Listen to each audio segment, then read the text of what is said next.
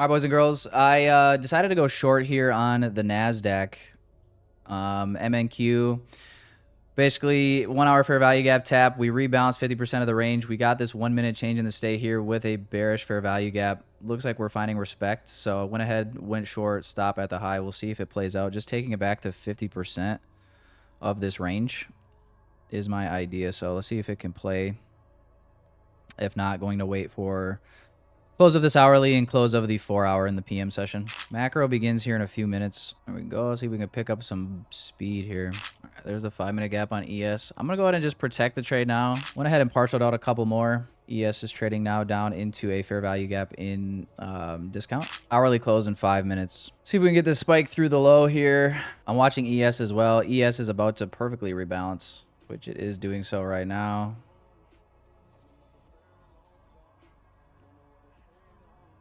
Went ahead and took one more off. Want to see it stay below this low. I'm going to buy back one more. Just got one left running now. Basically what I'm looking at here is ES. ES already rebalanced this range. So just in the off chance that NQ, for whatever reason, wants to hold up. Wanted to lock in the profits here. I'm kind of being a dick for a tick on this runner, but did get the close here that I didn't really love that. I think I'll probably just secure this. Yeah, I'm going to go ahead and just secure it there. That's that, boys and girls. Nice little trade there. Here's all the executions. Was watching ES. That was a big reason for this partialing the way that I did. The P&L is right here. So made a little over 540 per account. So not too shabby. Not too shabby. We'll live with that. All right, guys, just adding a little bit of hindsight in here now so you guys can see how it all played out. So ended up being a good decision to just get out of the rest of the trade here. Like I said, the reasoning for doing so was essentially, if I just show you guys actually double this up, the reasoning for doing so was because ES had already rebalanced to equilibrium of this range. So sometimes what you'll see is you'll see one asset rebalance perfectly to 50% and the other one will not.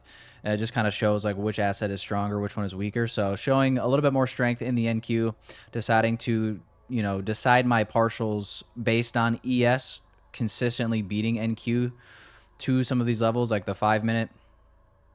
One of the partials I took was because we were trading down to these 5 minute gaps on ES, and this gap especially once we tapped into discount of the range and hitting this 5 minute bullish breaker block, deciding to get out there. NQ not quite having the juice to finish off the move.